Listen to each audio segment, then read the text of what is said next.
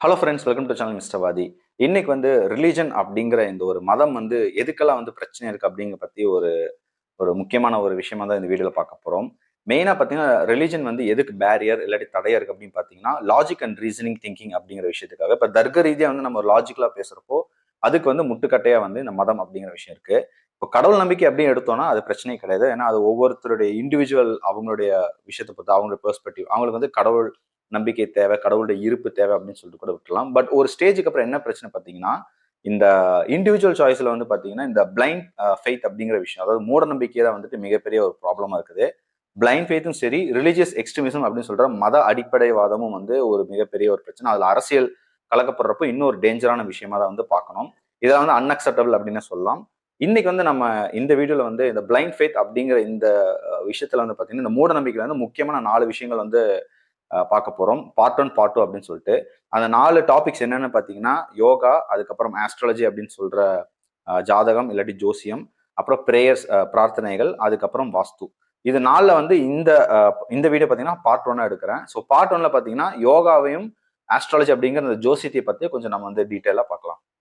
First topic பார்த்தீங்கன்னா யோகா. யோகா வந்து பார்த்தீங்கன்னா ப்ரீ வேதிக் பீரியட், அதாவது வேதத்துக்கு முற்பட்டு இருக்கிற ஒரு ஒரு பிராக்டிஸ் அப்படின்னு சொல்லப்படுது. ஒரு 5000 வருஷம் வந்து இருக்கும் அப்படின்னு சொல்றாங்க. இது எந்த அளவுக்கு உண்மை அப்படின்னு தெரியல. பட் நமக்கு வந்து இங்க யோகா அப்படிங்கிறது ஒரு எக்ஸசைஸ் அப்படிங்கிற ஒரு விஷயமா பார்க்கணும். அது வந்து உடற்பயிற்சியான சார்ந்த ஒரு இது. பிரீத்திங் எக்ஸசைஸா இருக்கட்டும், அந்த யோகா ஒவ்வொரு பொசிஷன்ல நம்ம பண்ற விஷயங்கள் அதெல்லாம் வந்து ஒரு எக்ஸசைஸ் அப்படின்னு பார்த்துட்டு போயிடலாம். அது வரைக்கும் பிரச்சனை இல்லை. ஆனா எங்க ப்ராப்ளமா பார்த்தீங்கன்னா, இதை வந்து மதத்துக்குள்ள வந்து லிங்க் பண்ணி கொண்டு வரப்பதான் வந்துட்டு அது பெரிய பிரச்சனையா இருக்குது. இதுக்கு ஏன் அப்படின்னு சொல்லிட்டு எக்ஸ்பிளைன் ஒரு ரிப்ளை சொல்லணும் அப்படின்னா, இதுல இருக்கிற மெயின் பிரச்சனை பார்த்தீங்கன்னா, யோகா அப்படிங்கிற விஷயத்த வந்து ஒரு எக்ஸசைஸ் சப்ஜெக்டா கொண்டு போகாம அதை வந்து பகவத்கீதா, ராமாயணம், மகாபாரதம், அப்புறம் நாரத பக்தி சூத்திரம், ராஜயோகம் இப்படி சொல்லிட்டு நிறைய விஷயங்களை வந்து இந்துத்துவ விஷயத்தோடயே வந்து லிங்க் பண்ணி இது வந்து இந்து மதத்தோட இது அப்படின்னு சொல்லிட்டு லிங்க் பண்ணி கொண்டு போறாங்க. அது கூட ஒரு ஸ்டேஜ் வரைக்கும் வச்சுட்டாலும் கூட இதுல வந்து இன்னும் பல பிரச்சனைகள் இருக்கு. என்னென்ன பாத்தீங்கன்னா, இது வந்து ஒரு பிசினஸ் மைண்டடா வந்து பிசினஸ் ஓரியன்டா வந்து கொண்டு போறாங்க. இதை வந்து ஆரம்பிச்சது யாருன்னு பாத்தீங்கன்னா ஹெச்ஆர் நாகேந்திரா அப்படின்னு சொல்லிட்டு. இவர் வந்து மோடியோடைய பர்சனல் யோகா கன்சல்டன்ட். அது மட்டும் இல்லாம சுவாமி விவேகானந்தா யோகா அனுசந்தனா சம்ஸ்தானா அப்படின்னு சொல்லிட்டு ஒரு இன்ஸ்டிடியூட்டுடைய பிரசிடென்டாவும் இருக்காரு. இவர் வந்து பாத்தீங்கன்னா இந்த மத்திய மனிதவள அமைச்சகத்துக்கு பாத்தீங்கன்னா ஒரு இது சிலபஸா வந்து யோகா வந்து இம்ப்ளிமெண்ட் பண்ணும், இந்த பிசியோதெரபி கோர்ஸ்ல வந்து யோகா வந்து இம்ப்ளிமெண்ட் பண்ணணும் சொல்லிட்டு ஒரு கோரிக்கை வைக்கிறாரு. இந்தியன் அசோசியேஷன் ஆஃப் பிசியோதெரபி அவங்க வந்து என்ன பண்ணாங்க, இதை வந்து கிரிட்டிசைஸ் பண்றாங்க, இதை வந்து விமர்சனப்படுத்துறாங்க. அதாவது இது வந்து பாத்தீங்கன்னா பிசியோதெரபிக்கும் யோகாக்கும் சம்மந்தமே கிடையாது, அதை வந்து ஒரு சப்ஜெக்டா வந்து கரிக்குலம்குள்ள கொண்டு வந்துட்டு தப்பு அப்படிங்கிற மாதிரி அவங்க சொல்றாங்க. ஸோ அதை லிங்க் வந்து நான் ஷேர் பண்ணியிருக்கேன், இந்த வீடியோ டிஸ்கிரிப்ஷன் மறக்காம பாருங்க. ஸோ அவங்க என்ன பண்றாங்கன்னா, யோகா வந்து எப்படி ப்ரொமோட் பண்றாங்கன்னா, இந்த யோகா பிசியோ வந்து சார்ந்த விஷயம் தான் அப்படிங்கிற மாதிரி உள்ள பண்றாங்க. பட் ஆக்சுவலா யோகாவும் சரி, பிசியோதெரப்பி அப்படிங்கிற விஷயம் ரெண்டுமே வந்து டோட்டலா வேற. இது வந்து மெடிக்கல் ரிலேட்டடா போகும். யோகாக்கும் மெடிசனுக்கும் ஆர் மெடிக்கல் ரிலேட்டடுக்கும் எந்த சம்மந்தமும் கிடையாது. இது ரெண்டையும் ஒருங்கிணைச்சு கடைசியில் நாளைக்கு வந்து இதை வச்சு ப்ரொமோட் பண்ணி அது மூலமா இந்து மதத்தை வச்சு ஒரு ஒரு பிசினஸ் பண்ற மாதிரியான ஒரு மைண்ட் செட் தான் வந்துட்டு இங்க வந்து நடந்துட்டு இருக்கு. இப்ப இந்த யோகா வந்து எக்ஸசைஸா பாக்குறப்ப பிரச்சனையே கிடையாது. ஆனா இதை வந்து ஒரு பிசினஸ் ஓரியன்டா வந்து இந்த கார்பரேட் சாமியார்கள் பண்ற லீலைகள் தான் வந்துட்டு தாங்க முடியல. இந்த பாபா ராம்தேவா இருக்கட்டும், அப்புறம் ஜக்கி வாசுதேவ், ரவிசங்கர், இவங்கெல்லாம் பாத்தீங்கன்னா இவங்க அலப்பறைகள் வந்து ரொம்ப அதிகமாவே இருக்குது. காரணம் என்னன்னு பாத்தீங்கன்னா, இப்ப ஹியூமன்ஸ் அப்படிங்கிற நம்ம மனிதன், ஒரு மனிதன் வந்து அவனுடைய ட்ரிவன் ஃபேக்டர்ஸ் எல்லாம் என்னன்னு பாத்தீங்கன்னா, அவனோட ஐடியாலஜி, அவனுடைய சோசியல் ஸ்ட்ரக்சர், அவனை சுத்தி இருக்கிற சமூகம் எப்படி இருக்கு, அதுதான் வந்து அவனை டிஃபைன் பண்ணும். அது போக சயின்டிபிக் டெமர், அதாவது ஸ்கெப்டிசிசம் அப்படின்னு சொல்லுவோம், அதாவது கேள்வி ஞானம். நம்ம வந்து இது ஏன் இப்படி நடக்குது, இது ஏன் இப்படி பண்றோம் அப்படிங்கிற அந்த கேள்வி ஞானம் மூலமா தான் அவனுடைய மெச்சூரிட்டி வந்து லெவல் க்ரோ ஆகும். எதுவுமே இல்லாம எவனும் சொல்றான் அதெல்லாம் வந்து ஃபாலோ பண்றோம் அப்படிங்கிற அந்த பிளைண்ட் ஃபேத் அப்படிங்கிற விஷயம் சொல்றேன், அதை வந்து ஃபாலோ பண்றப்ப வந்து இங்க சிக்கலே ஆகுது, அந்த பிரச்சனை வந்து உருவாகுது. இப்ப யோகா அப்படின்னு பாத்தீங்கன்னா இது வந்து எல்லாருக்குமே வந்து ஹெல்ப்ஃபுல்லா அப்படின்னு பார்த்தோம்னா கண்டிப்பா கிடையாது. ஏன்னா சொசைட்டில வந்து நிறைய டிஃப்ரெண்ட் கிளாஸஸ் அண்ட் இந்த கேஸ்ட் அப்படிங்கிற விஷயம் இருக்குது. ஏன்னா அதுவும் வந்து மெயின் ஃபேக்டர் அப்படின்னு சொல்லணும். ஏன்னா இன்னைக்கு வந்து ஆக்சுவலா யோகா வந்துட்டு ஒரு அப்பர் அண்ட் மிடில் கிளாஸ்க்கான ஒரு சப்ஜெக்டா தான் இருக்கே தவிர எல்லாருக்குமான விஷயம் வந்து யோகா வந்து கிடையாது. காரணம் என்னன்னு பாத்தீங்கன்னா, யோகா வந்து ஒரு ஃப்ரீ ஆன்லைன் கிளாஸஸா இருக்கட்டும், இல்லாட்டி ஃப்ரீ கிளாஸா எடுக்கிறாங்கன்னா பிரச்சனை இல்லை. இன்ட்ரெஸ்ட்டுக்காக வந்துட்டு அதை வந்து கத்துக்க போறாங்க, இல்லாட்டி அதை வந்து அவங்க ஃபாலோ பண்ண போறாங்க, அது ப்ராப்ளம் கிடையாது. பட் அதுக்குன்னு சொல்லிட்டு ஒரு 5000 ரூபாய் 10,000 இந்த யோகாக்கு வந்து 2 நாளுக்கு 2000 கிளாஸ், அந்த ஃபீஸ் கிளாஸ் ஒன்று பண்றது, இதுக்கு வந்து 5000 அப்படின்னு சொல்றப்போ அதுல வந்து யாருக்கு வந்து பெனிஃபிட் அப்படின்னு பார்த்தீங்கன்னா, இந்த அப்பர் மிடில் கிளாஸ் ஒரு செக்ஷன் ஆஃப் ஒரு பீப்புளுக்கு மட்டும்தான் வந்து அது வந்து ஹெல்ப்ஃபுல்லா இருக்க போது, எல்லாருக்கும் கிடையாது. ஏன்னா இவங்களை பொறுத்த வரைக்கும் யோகா வந்து அதை வந்து நேஷனலைஸ்டா ஒரு இன்டர்நேஷனல் லெவலில் வந்து கொண்டு போறப்போ அது எல்லாருக்குமே பெனிஃபிட்டா இருக்கிற வகையில தான் இருக்கணும். அப்படி இல்லை அப்படிங்கிறதா உண்மை. இன்னொன்னு பாத்தீங்கன்னா, இந்த பொருளாதாரத்துல வந்து நலிவடைந்த மக்கள் அந்த சமூகத்துக்கு பாத்தீங்கன்னா, அவங்களுக்கெல்லாம் யோகா பத்தி யோசிக்கிற சுத்தமா டைமே கிடையாது. ஏன்னா அவங்களுக்கே 1008 பிரச்சனைகள் இருக்கும். அதை வந்து அடுத்தடுத்த நாள் வந்து நடக்கிற பிரச்சனை வந்து அதை கடந்து போய் அது அவங்க ஒரு லெவலுக்கு வர்றதுக்கே வந்துட்டு அவங்களுக்கு பெரும் பாடா இருக்குது. அவங்க கிட்ட போயிட்டு இந்த மாதிரி யோகா கிளாஸ் இருக்கு, 1000 கொடுத்து ஜாயின் பண்ணுங்க, 2000 கொடுத்து ஜாயின் பண்ணுங்க அப்படிங்கிறப்போ அவங்களுக்கு குடும்பத்தை நடத்துறதுக்கான தேவையை வந்து அதிக அளவில் இருக்கிறப்போ இதெல்லாம் வந்து யோசிக்கணும் சத்தியமா டைமே கிடையாது. அதுவே வந்து நீங்க இப்ப இந்த யோகா பத்தி வந்து இந்த மாதிரி இந்த பீப்புள் கிட்ட எல்லாம் பேசுறப்போ அவங்களுக்கு இருக்கிற பிரச்சனைகள் பார்த்தீங்கன்னா, முன்னாடி சொன்ன மாதிரி இந்த கல்வி கடன், கட்டண சுமை, அவங்களுக்கு எஜுகேஷனே வந்து ஒரு பெரிய ஒரு ஒரு சேலஞ்ச் தான். கஷ்டப்பட்டு படிச்சு முன்னேறதே வந்து பெரிய பிரச்சனை. அப்புறம் வீட்டு கடன் இருக்கும், தொழில் பிரச்சனை இருக்கும், ஜாதிய ஒடுக்குமுறை இருக்கும், குடும்ப சுமை. இந்த மாதிரி இருக்கவங்க கிட்ட வந்துட்டு நம்ம யோகா பத்தி பேச முடியாது. பேசினாலுமே வந்து இந்த மாதிரி ஃபீஸ் ஸ்ட்ரக்சர் இதெல்லாம் வச்சு பேசுறப்ப வந்து பாத்தீங்கன்னா பெரிய பிரச்சனைங்கிற மாதிரி தான் இங்க இருக்கு. ஏன்னா டிப்ரெஸ் கிளாஸ்க்குலாம் பாத்தீங்கன்னா அவங்களுக்கு இந்த free education, good economic condition, பொருளாதார நிலையிலும் சரி, இந்த கல்வி நிலை வந்து அதை மேம்படுத்துற விஷயம் தான் வந்து கவர்மெண்ட் ஃபோக்கஸ் பண்ணுது. அதை தான் வந்து பண்ணணுமே தவிர இந்த மாதிரி விஷயங்கள வந்து இதை மதத்தோட கலந்து இப்படிலாம் பண்றது வந்துட்டு ஒர்க் அவுட் ஆகாது அப்படிங்கிறது வந்து உண்மை. ஸோ அவங்களுக்கெல்லாம் யோகாங்கிறது ஒண்ணுமே கிடையாது. உண்மையிலே வந்து யோகா வந்து it's a way of life அப்படின்னு திங்க் பண்றவங்க இந்த கார்பரேட் சமையல்லாம் பார்த்தீங்கன்னா அவங்களுக்கு பிசினஸ் தான். ஆக்சுவலாக சொல்ல போனா யார் யாருக்கு தேவையோ அவங்கள தான் யூஸ் பண்ணது, எல்லாத்துக்கும் கொடுக்கணும் அப்படிங்கிற அவங்க நோக்கம் சத்தியமா கிடையாது. ஒருவேளை நிறைய பேர் வந்து இப்ப இந்த லோக்கல் லெவல்ல பாத்தீங்கன்னா சின்ன சின்ன நிறைய பேர் ஃப்ரீ கிளாஸ் பண்றவங்க கூட இருப்பாங்க. ஸோ அந்த மாதிரி இருக்கணும் அப்படின்னா அது வந்து பிசினஸ் மைண்டா வந்து இருக்கக்கூடாது. ஏன்னா யோகா அப்படிங்கிறத ஒரு ஆதி காலத்து நம்ம முன்னோர்கள் பண்ணது அப்படிங்கிற முன்னோர்கள் பண்ணது ஏன் பிசினஸா பண்ணும் அப்படிங்கிற ஒரு கேள்வி இருக்கு. எஜுகேஷன் வந்து ஃப்ரீயா கொடுக்குறோம், ஏன்னா அது வந்து ஒரு எசென்சியலான ஒரு விஷயம். அப்படிங்கிறப்போ நீங்க யோகா அப்படின்னு நினைச்சீங்கன்னா அதை வந்து முடிஞ்ச வரைக்கும் எந்த அளவுக்கு ஃப்ரீயா கொடுக்க முடியுமோ அதை அப்படி கொடுக்கணுமே தவிர இது வந்து இங்க இருக்கிற இந்த முன்னாடி சொன்ன மாதிரி இது ஒரு பிசினஸ் அண்ட் மார்க்கெட்டிங் அப்படின்னு மட்டும்தான் வந்து இங்க இருக்கு. இன்னும் நீங்க ஈஷா யோகாவுடைய சத்குரு ஜக்கி வாசுதேவோடைய அந்த இன்ஸ்டியூட் அந்த வெப்சைட்ல பாத்தீங்கன்னாலே என் ஃப்ரெண்ட்ஸை கூட நிறைய பேர் சொல்லுவாங்க, வாடா யோகா கிளாஸ் பண்ணலாம், 2000 பண்ணா வந்து பெனிஃபிட் இருக்கு. பிரச்சனை இல்லை, பண்ற பிரச்சனை இல்லை, ஆனா எல்லாருமே பண்ண முடியும் அப்படிங்கிறத ப்ராப்ளம். ஸோ ஹையர் ஃபீஸ் இருக்குது. அதுக்கப்புறம் அந்த ப்ரொமோஷன் பண்றது, செலிபிரிட்டிஸ் ப்ரொமோட் பண்றது, கிட்டத்தட்ட ஒரு மூவிக்கு பண்ற விஷயம் தான் வந்து இப்போ யோகா அப்படிங்கிற ஒரு சாதாரண விஷயத்துக்கு வந்து அந்த காலத்துல சாதாரணமா இந்த விஷயம் நீங்க வந்து பிசினஸ் மைண்ட் செட்டா இருக்குது. So it's pure marketing business அப்படின்னு தான் சொல்லணும். ரெண்டாவது பாத்தீங்கன்னா ஜோசியம். இப்ப யோகா பத்தி பார்த்தாச்சு. இந்த ஜோசியம் அப்படிங்கிற ஆஸ்ட்ராலஜில இருக்கிற மிகப்பெரிய அந்த தில்லாலங்கடி வேலைகளையும் பார்த்து கொஞ்சம் நம்ம பார்த்துடலாம். ஆஸ்ட்ராலஜிக்கு வந்து எந்த ஒரு சயின்டிபிக் எவிடன்ஸும் கிடையாது. அவங்க ப்ரெடிக்ட் பண்றதுக்கு வந்து சும்மா அவங்க வந்து ஒரு 4-5 பேரோட ஒரு 100 பேருடைய எக்ஸ்பீரியன்ஸ் வந்து கேதர் பண்ணி அதை வச்சு உங்ககிட்ட வந்து சொல்ற விஷயமா தான் இருக்குமே தவிர உங்க வாழ்க்கையில என்ன நடக்குதுங்கிறத அவங்களால கண்டிப்பா சொல்லவே முடியாது. எல்லாமே ஒரு அசம்ஷன் தான் இருக்கும். அதுல 1-2 நடக்குமே தவிர அவங்க சொல்றது எல்லாமே நடக்காது. இன்னொன்னு அப்படி சொல்ற விஷயங்கள் எல்லாமே பாத்தீங்கன்னா பொதுவா எல்லா மனிதருக்கும் நடக்கிற ஒரு விஷயம் தான் வந்து உங்களுக்கு நடக்கும். இப்போ ஒருத்தனுக்கு வந்து நல்ல ஒரு நிலைமையில் இருக்கான் அப்படின்னா அவன் வந்து படிச்சு முன்னேறி இருப்பான். அவனை மாதிரியே நீங்களும் இருந்தீங்க அப்படின்னா உங்ககிட்ட அவன் சொல்ற டயலாக்கு அந்த ஜோசிய சொல்ற டயலாக் என்ன பாத்தீங்கன்னா, நீ இப்ப படிச்சா முன்னேறலாம், படிச்சா எல்லாரும் முன்னேறுவோம், அது பிரச்சனையே கிடையாது, அது எல்லாருக்கும் தெரிஞ்சதுதான். ஆனா அதுக்கு வந்து ஒருத்தனுக்கு 500 1000 கொடுத்து அவன் வாயில இருந்து சொல்ல வைக்கிறது வந்துட்டு காமெடியான விஷயம். இப்ப ராஜாஜி வந்து ராஜகோபாலாச்சாரி உங்களுக்கு தெரியும், அவர் ஒரு பிராமணர். அவரும் பாத்தீங்கன்னா ஆஸ்ட்ராலஜி அப்படிங்கிற இந்த ஜோசியத்துல வந்து எனக்கு வந்து நம்பிக்கையே கிடையாது அப்படின்னு சொல்லியிருக்காரு. அதை பத்தி ஒரு இதுல சொல்லியிருக்காரு, அதை அப்படியே படிச்சு காட்டுறேன். என்ன சொல்லியிருக்காரு அப்படின்னா, உண்மையாக கூற வேண்டும் என்றால் நான் ஜோதிடத்தை நம்புவதில்லை, எனக்கு அதிக நம்பிக்கை இல்லை, அதை நம்பக்கூடாது என்று உங்களையும் நான் எச்சரிக்கிறேன். ஜோதிடத்தில் அப்படியே ஏதாவது இருந்தாலும் அதை நட்சத்திரங்களை கொண்டு எதிர்காலத்தை அறிவதாக கூறுவது சிறிது கூட அறிவுடைமை ஆகாது. இந்த நட்சத்திரத்தை வச்சு அப்புறம் இந்த பிளானட்ஸ் இந்த கோள்களை வச்சு உன் வாழ்க்கையில் இப்படிலாம் நடக்கும் அப்படின்னு சொல்றது வந்து சுத்த அயோக்கியத்தனம், முட்டாள்தனம் அப்படிங்கறத அவரே சொல்லியிருக்காரு. இந்த ப்ராப்ளம் வித் ஆஸ்ட்ராலஜி, இந்த ஜோசியத்துல இருக்கிற பிரச்சனை என்னன்னு பாத்தீங்கன்னா, இது வந்து சயின்ஸோட லிங்க் பண்றது மகா பாவமா வந்து பார்க்க முடியுது. ஏன்னா இன்னைக்கு புக் ஃபேர், நான் நிறைய புக் ஃபேர்ல அட்டன் பண்ணியிருக்கேன், நிறைய புக்ஸ் எல்லாம் வாங்கியிருக்கேன். எல்லாத்தையும் பார்த்தீங்கன்னா ஒரு 2-3 ஸ்டால் இருக்கும். இந்த ஆஸ்ட்ராலஜிக்காகவே வந்து சில ஸ்டால்ஸ் எல்லாம் இருக்கும். இந்த குரு பெயர்ச்சி, அப்புறம் ஜோசியம், ஜாதக பலன்கள், எந்த ராசிக்கார போன கல்யாணம் பண்ணிட்டா வாழ்க்கை அமோகமா இருக்கும் இப்படிங்களா, இதெல்லாம் சுத்த மடத்தனம். ஏன்னா செவ்வாய் தோஷம் அப்படிங்கிற அந்த கான்செப்டே வச்சு நிறைய பேருக்கு கல்யாணம் ஆகாம இன்னைக்கு இருக்கிறத வந்து பார்க்க முடியுது. ஒரு உணர்வு ரீதியா வந்து ஒருத்தருக்கு பார்ட்னர் வேணும் அப்படிங்கிறது வந்துட்டு முட்டுக்கட்டையா இருக்குது செவ்வாய் தோஷம் தான். எல்லாருக்குமே வந்து வாழ்க்கையில கஷ்டம் இருக்கு, எல்லாத்துக்குமே நல்லது நடக்குது, கெட்டது நடக்குது. இது வந்து நேச்சர் நடக்கிற விஷயத்த வந்து ஒரு ஆர்டிபிஷியலா கொண்டு வந்து அதுக்கு ஒரு கைட்லைன்ஸ் வச்சு இப்படி ஏமாத்து வேலைகள் பண்றதை வந்துட்டு நீங்க ஜோசியக்காரங்க பண்ணிட்டு இருக்காங்க.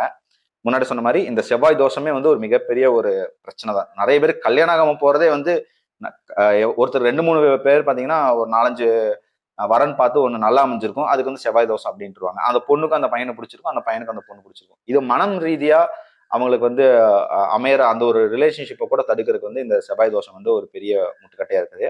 அப்புறம் ஆஸ்ட்ராலஜர்ஸ் பார்த்தீங்கன்னா இந்த ஜோசியக்காரங்க சொல்ற ஒரு முக்கியமான சில ஸ்டேட்மெண்ட்ஸ் எல்லாம் பார்த்தீங்கன்னா ஏன் ஜோசியம் வந்து அது ஒரு அறிவியல் தன்மை வாய்ந்தது அப்படின்னு சொல்லிட்டு அவங்க சொல்றாங்க. பார்த்தீங்கன்னா இந்த வானவியல் மாதிரி இந்த ஆஸ்ட்ரானமி மாதிரியே பார்த்தீங்கன்னா ஜோசியத்துல வந்து அறிவு வந்து ஆதாரம் இருக்கு அப்படின்னு ஒன்று சொல்லுவாங்க. என்ன ஆதாரம்னு அவங்களுக்கும் தெரியாது. அப்படி சொல்றது வந்து அதை வந்து டிமிஸ் மித்த அந்த பிரேக் பண்ற மாதிரி விஷயங்களும் வந்து நீங்க நீ நான் அந்த மாதிரி நிறைய சொல்ல நீங்க பார்த்துருப்பீங்க, அதெல்லாம் நடந்திருக்கு. அப்புறம் அந்த ஜோசியர்கள் அவங்களுக்கு கணிப்பு வந்து ப்ரெடிக்ஷன் வந்து துல்லியமா இருக்கும் அப்படின்னு சொல்லிட்டு அப்படிலாம் கிடையவே கிடையாது. அப்புறம் ஜோசியம் வந்து நல்லா நல்லா படிச்சவங்களுக்கு தான் வந்துட்டு அதோடைய அந்த எக்ஸ்பர்டைஸா இருப்பாங்க. அவங்களுக்கு தான் வந்துட்டு எப்படி பேசணும், என்ன சொல்லணும் அப்படின்னு தெரியும். அவங்களுக்கு என்ன ப்ரெடிக்ஷனுங்கிறது அவங்களுக்கு கரெக்டா தெரியும். அவங்க சொல்றது பொய்யாவே இருக்காது அப்படிங்கிற மாதிரி கூட சொல்றாங்க. சில விஷயங்களை பார்த்தீங்கன்னா இந்த மாதிரி ஸ்டேட்மெண்ட்ஸ்க்குலாம் வந்துட்டு அந்த மித்த பிரேக் பண்ற மாதிரியான விஷயங்கள் வந்து நிறைய நிறைய சயின்டிஸ்ட்லாம் நிறைய பேர் வந்து பேசியிருக்காங்க. ஸோ நிறைய எக்ஸாம்பிள்ஸ் எல்லாம் கூட இருக்கு. இப்போ சயின்ஸ் எடுத்துட்டோம் அப்படின்னா சயின்ஸ்க்கு வந்து எக்ஸ்பெரிமெண்ட் தான் ரொம்ப முக்கியம். அதுக்கப்புறம் அதை வந்து ரிப்பீட்டேட்டிவ் எக்ஸ்பெரிமெண்ட் பண்ணி எல்லாருக்குமே ரிசல்ட் ஒரே மாதிரி வருது அப்படின்னு பார்ப்பாங்க. நீங்க லேப்லேயே பார்த்துருங்க, லேப்ல வந்து ஒரு எக்ஸ்பெரிமெண்ட் பண்றீங்கன்னா ஒரு குறிப்பிட்ட ரேஞ்சுக்குள்ள ஒரு வேல்யூ இருக்கு, இல்லை எக்ஸாக்டா அந்த வேல்யூ இருக்கும். அந்த வேல்யூ வந்து எல்லாருமே 10 பேர் அந்த எக்ஸ்பெரிமெண்ட் பண்ணா 10 பேருக்குமே அந்த வேல்யூ வந்தாதான் அந்த சயின்டிபிக் தியரி ஒரு பிரின்சிபல் வந்து கரெக்ட் அப்படின்னு அர்த்தம். ஏன்னா அதுக்கு முன்னாடி அவங்க பண்ணியிருப்பாங்க. ஸோ எல்லாருக்குமே ரிசல்ட் ஒன்னா வந்தாதான் அது வந்து அந்த சயின்டிபிக் எக்ஸ்பெரிமெண்ட் வந்து கரெக்டா பண்ணியிருக்காங்க அப்படின்னு சொல்லிட்டு நம்ம சொல்லலாம். இப்போ எக்ஸாம்பிள் பார்த்தீங்கன்னா நியூட்டனுடைய கிராவிட்டி வந்து நியூட்டன் தான் அதை வந்து ஒரு ஃபோர்ஸா பார்த்தாரு, ஒரு விசையா பார்த்தாரு. ஆனா ஐன்ஸ்டீன் வந்து 1920s அந்த டைம்ல வந்து அவர் வந்து தியரி ஆஃப் ரிலேட்டிவிட்டி கொண்டு வந்தப்போ அந்த கிராவிட்டி அப்படிங்கிறது ஒரு வார்ப் ஆஃப் ஸ்பேஸ் டைம் அப்படின்னு சொன்னார். ஸோ ரெண்டுமே பார்த்தீங்கன்னா வேற வேற விஷயம். ஆனா கிராவிட்டி வந்து அவங்க ரெண்டுமே வேற வேற இதுல சொல்லியிருக்காங்க. ஒன்னு வந்து இன்னொன்னு சூப்பர் சீட் பண்ணுது, உன்னை தாண்டி ஒன்று மேல வந்து ஒரு படிமம் மாதிரி ஒன்று ஃபார்ம் ஆகுது அப்படிங்கிற மாதிரி தான் ஒரு தியரிக்கு மேலே இன்னொரு தியரி அட்வான்ஸா வந்து ரிவைஸ்டு வெர்ஷன் அப்படின்னு சொல்லலாம். ஸோ ஒன்று வந்து பழமையா இருக்கு அப்படின்னா அதை வந்து கொஞ்சம் சூப்பர் சீட் பண்ணி இன்னொரு புது தியரி வந்து உருவாகிருக்கு. ஸோ நியூட்டன் கிராவிட்டி பார்த்தீங்கன்னா மேக்ரோஸ்கோபிக் லெவலில் வந்து அது வந்து அப்ளை ஆகும் அப்படி சொல்றாங்க. ஆனா இந்த குவாண்டம் லெவல் சொல்ற எலக்ட்ரான் புரோட்டான்ஸ் இந்த லெவலில் பார்த்தீங்கன்னா ஒர்க் ஆகாது அப்படிங்கிறத உண்மை. ஏன்னா அங்க வந்து நடக்கிற மெக்கானிசமே வந்து டோட்டலா வேற. ஸோ பிசிக்ஸ் வகையில் பார்க்குறப்போ அந்த மாதிரி ஒரு விஷயம் இருக்கு. ஸோ மாற்றங்களுக்கு வந்து ஜோசியம் வந்து சம்மதிக்குமா அப்படின்னு சம்மதிக்காது. முன்னாடி சொன்ன மாதிரி சயின்ஸ்ல வந்து பார்த்தீங்கன்னா எவ்வளோ ஒருத்தர் நிறைய பேர் தியரிஸ் வந்து ஒவ்வொரு தியரியா கொண்டு வந்திருப்பாங்க. 50 வருஷத்துக்கு முன்னாடி ஒரு தியரி வந்து அப்போ வந்து சரியா இருந்திருக்கும். அது இல்லை, அது தப்பு, இல்லாட்டி அதை விட பெட்டரான ஒரு வெர்ஷன் ஆஃப் தியரி இருக்கு அப்படின்னு சொல்லிட்டு இப்ப இருக்கிற சயின்டிஸ்ட் சொன்னாங்கன்னா அவங்க அக்செப்ட் பண்ணிக்குவாங்க. ஸோ அதுதான் சயின்ஸுடைய பியூட்டி. பட் இது வந்து பாத்தீங்கன்னா மதத்திலேயோ இல்ல இந்த ஜோசியத்தில வந்து பாத்தீங்கன்னா கண்டிப்பா நடக்கும். ஏன்னா அவங்கள பத்தி ஒரு ரிஜிட் ஸ்ட்ரக்சர், ஒரு பிலீஃப் சிஸ்டம்ங்கிறது அது இப்படியே தான் இருக்கணும், அதை மாற்றவே முடியாது. வேதத்தை வந்து நம்ம வந்து கேள்வி கேட்கக்கூடாது, பைபிளை வந்து கேள்வி கேட்கக்கூடாது, குரானை வந்து கேள்வி கூடாது, இப்படிங்கிற மாதிரி விஷயத்தை கொண்டு வரப்பதான் மிகப்பெரிய பிரச்சனை இருக்கு. ஏன்னா இது எல்லாமே வந்து நமக்கு ஃபேட்டு, நம்மளோட விதியில வந்து இப்படி எழுதியிருக்கு அப்படின்னு சொல்லிட்டு ஒரு ஒரு ஊசி போன ஒரு விஷயத்த வந்து சொல்லிடுவாங்க. ஸோ இந்த மாதிரி ஆஸ்ட்ராலஜியில் பார்த்தீங்கன்னா நிறைய கேசஸ் இருக்கு. நிறைய இடத்துல வந்து ஜோசியம் வந்து பொய்யாக்கப்பட்டிருக்குன்னு தான் சொல்லணும். நல்ல நேரம் பார்த்து கல்யாணம் பண்ணவங்களா பார்த்தீங்கன்னா நிறைய பேர் வந்து இறந்து போயிருக்காங்க. அகால மரணம் அப்படின்னு சொல்லுவோம், அதெல்லாம் நிறைய நடந்திருக்குது. அவங்களாம் வந்து கண்டிப்பா வந்து எத்தனையோ ஐயர்களை பார்த்து எத்தனையோ நல்ல நேரம் பூஜை புரஸ்காரம் எல்லாம் பண்ணி தான் அவங்க பண்ணியிருப்பாங்க. பட் இறந்ததை பார்த்துருக்கலாம், டிவோர்ஸ் ஆனதை பார்த்துருக்கலாம், 100 வருஷம் நல்லா இருப்பாங்க அப்படின்னு சொல்லுவாங்க. ஆனா பார்த்தீங்கன்னா பொட்டுன்னு போயிருப்பாங்க. ஸோ இந்த மாதிரி நிறைய விஷயங்கள் வந்து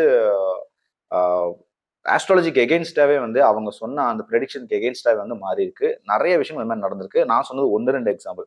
இதுல வந்து பாத்தீங்கன்னா முக்கியமான ஒரு சைக்காலஜில வந்துட்டு டைப் ஆஃப் பயசஸ் அப்படின்னு சொல்லுவாங்க. ஸோ பயஸ்ல பாத்தீங்கன்னா ஒரு பயஸ் வந்து பார்னம் எஃபெக்ட் அப்படின்னு சொல்லிட்டு ஒன்று இருக்கு. ஸோ பார்னம் எஃபெக்ட் என்னன்னு பாத்தீங்கன்னா என்னுடைய தனிப்பட்ட பிலீஃப் வந்து என்னுடைய பர்சனாலிட்டி பிலீஃப் வந்து ட்ரைட் வந்து எனக்கு தான் அப்ளை ஆகும் அப்படின்னு நினைப்போம். பட் ரியாலிட்டி வந்து அது எல்லாத்துக்குமே அப்ளை ஆகும். இப்போ உதாரணம் பாத்தீங்கன்னா இப்போ நான் வந்து கோவக்காரன் அப்படின்னு சொல்லிட்டு ஜோசியக்காரன் என்ன பார்த்து சொன்னோம்னா, ஓ நான் மட்டும்தான் கோவக்காரன் போல உலகத்துல அப்படின்னு அப்படி கிடையாது. எமோஷன்ஸ் அப்படின்னு பாக்குறப்ப எல்லாத்துக்குமே வந்து இது இருக்கும். முன்ன பின்ன அதிகம் கம்மியாகுமே தவிர கோவம் அப்படிங்கிறது எல்லாத்துக்குமே இருக்குதான். சாந்தமா இருக்கிறது எல்லாருக்குமே அப்ளை ஆகிறது தான். சிரிக்கிறதும் வந்து எல்லாருக்குமே அப்ளை ஆகிறது. ஸோ இந்த மாதிரி எல்லா விஷயங்களும் பார்த்தீங்கன்னா காமனான விஷயத்த வந்து பர்டிகுலர் பர்சனாலிட்டி ட்ரைட்டா வந்து இந்த ஜோசியக்காரங்கன்னு சொல்லுவாங்க. பையன் வந்து நல்லா படிக்கிற பையன், ஏன்னா மார்க் ஷீட் பார்த்துக்கலாம், இல்லாட்டி யாராவது நம்ம வீட்டில் வந்து உளறிருப்பாங்க ஜோசியர்கிட்ட, பையன் நல்லா படிச்சுட்டு இருந்தான் இப்போ படிக்கலன்னு சொல்லிட்டு அதை வச்சு ஒரு ஒரு வார்த்தையை வந்து உருவாக்கி அதை வச்சு நம்மகிட்டே வந்து திருப்பி ரிவர்ஸ் சைக்காலஜி வந்து அப்ளை பண்றது.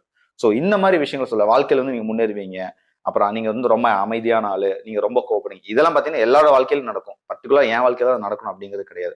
ஸோ இந்த மாதிரி ஜோசியம் வந்து நிறைய விஷயங்களை வந்து நமக்குள்ள வந்து இம்போஸ் பண்றாங்க. ஸோ இதெல்லாம் வந்து எதுக்குமே வந்து சயின்டிபிக் எவிடன்ஸ் கிடையாது அப்படின்னு சொல்லணும். இப்போ இது எல்லாத்தையும் தாண்டி இன்னொரு முக்கியமான விஷயம் பார்த்தீங்கன்னா, நம்ம நேரத்தை வந்து வீணடிச்சுட்டு இருக்கோம். எதுக்குன்னு பார்த்தீங்கன்னா, இந்த நல்ல காலம், கெட்ட காலம், நல்ல நேரம், கெட்ட நேரம் இப்படிங்கிற நிறைய விஷயங்கள் இருக்கு. ஒவ்வொரு கேலண்டர்லயும் வந்து பாத்தீங்கன்னா இந்த ராகு காலம், யமகண்டம், அஷ்டமி, நவமி, மரண யோகம், சூரிய கிரகணம், சந்திர கிரகணம், இப்படி எல்லாத்தையும் வந்து ஒவ்வொரு டைம் போட்டுருவாங்க. இந்தந்த டைம்ல வந்து இதெல்லாம் பண்ணலாம், இதெல்லாம் பண்ணக்கூடாது அப்படின்னு சொல்லிட்டு அது வந்து ஒரு 1 ஹவர்னாலும் அந்த 1 ஹவர் வந்து நமக்கு நமக்கு வேல்யூபிளான ஒரு டைம். அதுல வந்து இதை பண்ணக்கூடாது, அதை பண்ணக்கூடாதுன்னு சொல்லிட்டு இந்த விஷயங்கள கூட நடக்குது. ஸோ எக்ஸாம்பிள் பார்த்தீங்கன்னா, இப்போ குழந்தை பெத்துக்கிறது கூட பார்த்தீங்கன்னா, அதுக்கும் இந்த நேரம் காலம் அப்படின்னு பார்க்குறாங்க. ஒரு பிசினஸ் பண்றதுனாலும் கூட பார்த்தீங்கன்னா, அதுக்கும் ஒரு நேரம் காலம் பார்க்குறாங்க.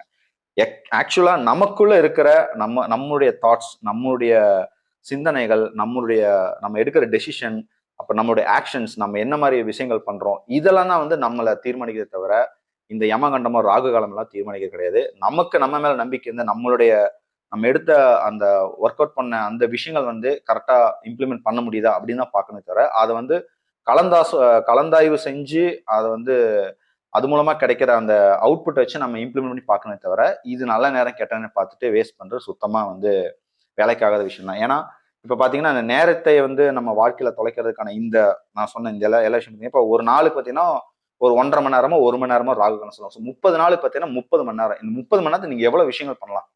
ஒவ்வொரு விஷயத்த பண்ணக்கூடாதுன்னு சொல்லிட்டு அவங்க வந்து போட்டு காலையில 9 to 10:30 இதை பண்ணக்கூடாது அப்படிம்பாங்க. இப்போ 9 to 10:30 ஆஃபீஸ் போகக்கூடாது அப்படின்னு சொல்ல முடியுமா அவங்களால? ஏன்னா போனா வந்து ஆக்சிடென்ட் செத்துருவாங்க அப்படின்னா அப்ப காலையில 9 மணிக்கு ஆஃபீஸ் போக முடியாது. ஆக்சுவலா ஆஃபீஸ் 9 to ஈவினிங் 6 மணி 7 மணி இருந்தா இப்போ 1.5 மணி பார்க்க முடியுமா? ஸோ இதெல்லாம் பார்க்கறது வந்து டோட்டலி வேஸ்ட். இந்த மாதிரி இந்த ராகு காலம், யமகண்டம், அஷ்டமி நவமின்னு சொல்லிட்டு எல்லாத்துக்கும் பார்த்தீங்கன்னா குத்து மதிப்பா ஒரு 100ல இருந்து 150 நாள் வரைக்கும் வருதுன்னு சொல்லிட்டு ஒரு 150 நாள் அந்த அந்த டைம் வருஷத்துல 365 நாள்ல இந்த டைம் மட்டும் ஒதுக்குனாலே ஒரு 100 to 150 நாள் வந்து வருது. ஸோ இதெல்லாம் பார்த்து நம்ம பண்ணிட்டு இருந்தா எதுவுமே வேலைக்கு ஆகாது. ஸோ நம்மளுடைய தாட்ஸ்ல, நம்மளுடைய ஆக்ஷன்ல, நம்மளுடைய டெசிஷன்ல நமக்கு ஒரு பிலீஃப் இருக்கணும். அதை அப்ளை பண்ணி பார்த்தா சம்டைம்ஸ் ஒர்க் ஆகும், இல்லாட்டி ஒர்க் ஆகாது. அது மூலமா எக்ஸ்பீரியன்ஸ் கேதர் பண்ணி தான் நெக்ஸ்ட் வந்து எது சரியான டெசிஷன், எது தப்பான டெசிஷன் சொல்லிட்டு நம்மளுடைய லைஃப் எக்ஸ்பீரியன்ஸ் அந்த ஆக்ஷன் மூலமா தான் வந்து கத்துக்க முடியுமே தவிர, இந்த மாதிரி நல்லது கெட்டது, நல்ல நேரம் கெட்ட நேரம் பார்த்து பண்ணா எதுவுமே யூஸ் ஆகாது. ஸோ சிம்பிளா சொல்லணும்னா மெச்சூர்டா இருக்கணும். அந்த மெச்சூர்ட் வந்து நம்ம பண்ற ஆக்ஷன்ஸ் மூலமா தான் வரும். ஸோ இந்த பார்ட் 1 வீடியோல வந்து இந்த யோகா பத்தியும் ஜோசியத்தை பத்தியும் கொஞ்சம் டீட்டெயில்டா அழுக்கிற பிரச்சனைகளை, அது மூலமா நம்மளை எப்படி வந்து மூளைச்சலவை அப்படிங்கிற அந்த பிரெயின் வாஷ் பண்றாங்க அப்படிங்கிற பத்தி ஒரு தெளிவான ஒரு ஒரு அட்வைஸ் இல்லாட்டி ஒரு ஸ்டேட்மெண்ட் அப்படின்னு கூட வச்சுக்கலாம். ஸோ அது உங்களுக்கு சொல்லணும்னு நான் நினைச்சேன், சொல்லிட்டேன். பார்ட் 2ல வந்து வாஸ்து சாஸ்திரமும் அப்புறம் இன்னொரு இதையும் பத்தி கொஞ்சம் டீட்டெயிலாக பார்ப்போம். உங்களுக்கு இந்த வீடியோ பிடிச்சுன்னா மறக்காம லைக் பண்ணுங்க, கமெண்ட் பண்ணுங்க, ஷேர் பண்ணுங்க. உங்க ஃப்ரெண்ட்ஸ்க்கெல்லாம் வந்து மறக்காம என் சேனலை வந்து ஷேர் பண்ணுங்க. சப்ஸ்கிரைப் பண்ணாம மறக்காம சப்ஸ்கிரைப் பண்ணிடுங்க. தேங்க்யூ.